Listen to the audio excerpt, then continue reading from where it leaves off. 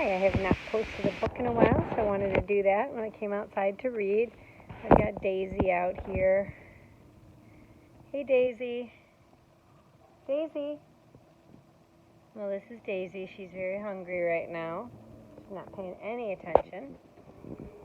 I've been feeding her, and she's been coming closer and closer, and today she was about 2 feet away, and then she realized how close she was, and she got a little nervous, so she backed up. So maybe I'll post that video sometime. This book is called Ode to an Onion. Ode. It's kind of a strange word, ode. And it means something like a poem or a song. So let's see how that word fits into this book, an ode to an onion. Can you think about writing a poem or a song to an onion? No. Okay. Pablo was hard at work, writing a long, sad poem. His pen whirled, the pages piled high. Look at all those pages.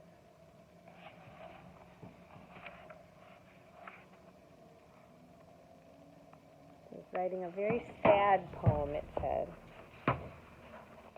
The clock struck 12. Pablo jumped. He was going to be late for lunch with his friend Matilda. He combed his hair and wished he didn't look so gloomy.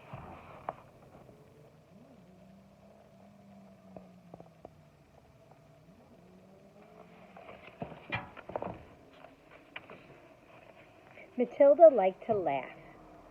She had a smile as wide as a guitar. Pablo tried to hide his glum expression behind a bouquet of poppies. No time for sadness, Matilda said, as she filled a vase with water. Come, I need your help with lunch. So here's Matilda, the little cockatoo, I think they're called. You see the poppies? Beautiful flowers.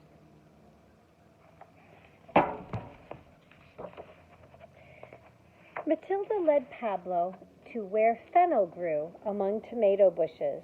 The air smelled like licorice and mud. Fennel's an herb plant that people like to eat. I am not a fan of fennel. These plants are always getting tangled up with each other, Matilda said. She plucked a tomato. They must be fighting over who gets more sunshine, Pablo sighed. Oh no, Matilda laughed. They're just doing the tango. The tango is a dance. So he thought they were fighting, and she said, no, they're just doing a dance. Matilda headed to where the air smelled tangy and sweet. My garlic has fallen in love with my roses, she said, harvesting a bulb. Pablo shook his head. How sad they have to separate. Oh, they'll meet again, Matilda snipped a bud. Now for some onions.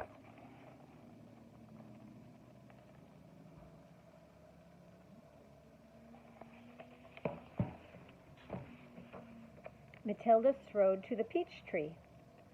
My onions grow here, she explained, because they want to protect the peaches. Their stalks do look like swords, Pablo said.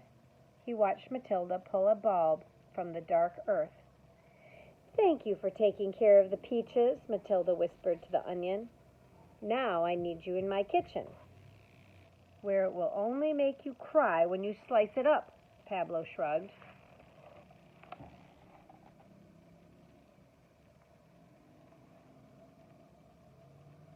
The roots of that tree and the roots of the onion.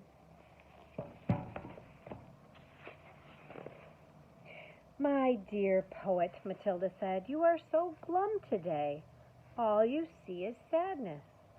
Pablo said, my heart is heavy because I was writing a poem about poor miners who do very hard work.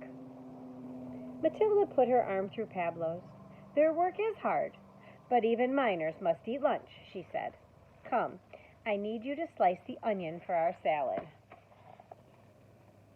So he was writing this very sad poem. So everything he was looking at seemed sad to him.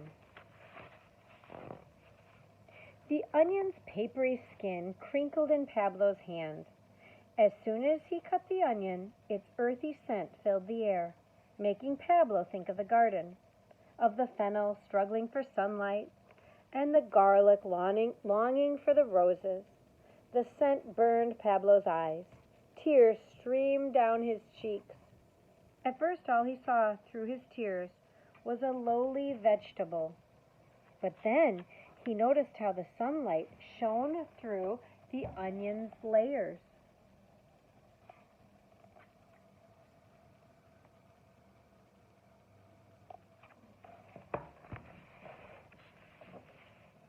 The onion came out of the dark earth, Pablo said, to shine like a bright moon. Aren't onions beautiful? Matilda smiled. Wait till you taste it. Do you like onions? I do. I like them grilled. I like them raw. I like onion rings. I like onions. Pablo bit into a slice. First came sharpness, but then came sweetness. He offered Matilda a piece. Thank you, he said, wiping away tears, for reminding me that even though there is sadness in the world, there is so much happiness. Even in the simplest things, Matilda said, wiping away her own tears. Like onions, Pablo said. You should write about that, Matilda laughed.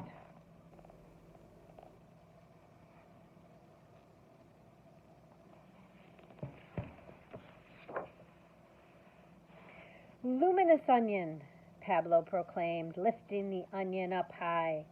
Sad things have always made me cry, but you have made me cry tears of joy. For that, I will celebrate you as only a poet can, with an ode.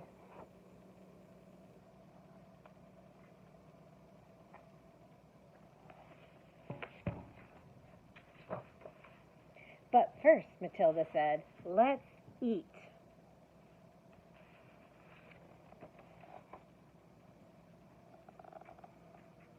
Look at all the food that she grew on her trees and her vegetables. Does anybody see a guitar?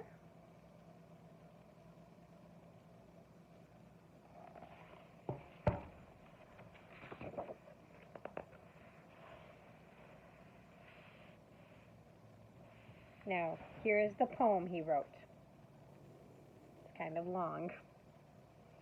Onion, luminous vessel, petal by petal, your beauty formed, scales of glass made you swell, and in the secrecy of the dark earth, your womb grew round with dew.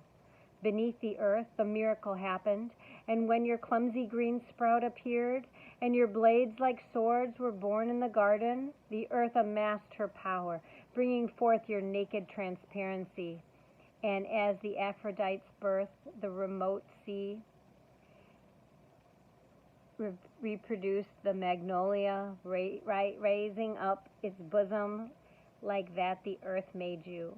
Onion, bright as a planet and destined to shine, constant constellation, round rows of water upon the dining table of the poor. And that is all I'm going to read from it. There is more, but maybe you liked it more than I did, the Ode to the Onion, and so then you can find it. You can have your parent find it, and you can finish the poem. Or maybe you could write your own. So, about the author, Pablo and Matilda, it says Pablo Neruda was born in Chile in 1904. Chile's in South America. He began writing poetry when he was a young boy, and at the age of 19, he became famous for a book of love poems. Because Pablo was a sensitive person who noticed injustices everywhere, he used the power of his poems to describe what he saw, hoping his readers would be touched and want to make the world a better place. After publishing many books of elevated poems, Pablo began writing simple odes because he wanted to write about common, everyday, and happy things like socks and soup. Around this time, he met Matilda Eureka at a concert in a park in Santiago, Chile. Matilda was a folk singer who laughed easily and often. Pablo reveled in her lightheartedness and her spirit, and they fell in love. They built a home together where Matilda kept an abundant garden, and Pablo worked at a driftwood table, writing odes about everything from corn to artichokes, and yes, even onions. Among Pablo's most celebrated works are Selected Odes, Canto General, and 20 love poems, and a Song of Despair. So that makes it nice because we know a little bit more about the people, but actually the story was written by Alexandria Giardino and pictures by Felicita Sala. It's kind of a sweet story. If you haven't written a poem yourself, you might want to try that. Bye-bye.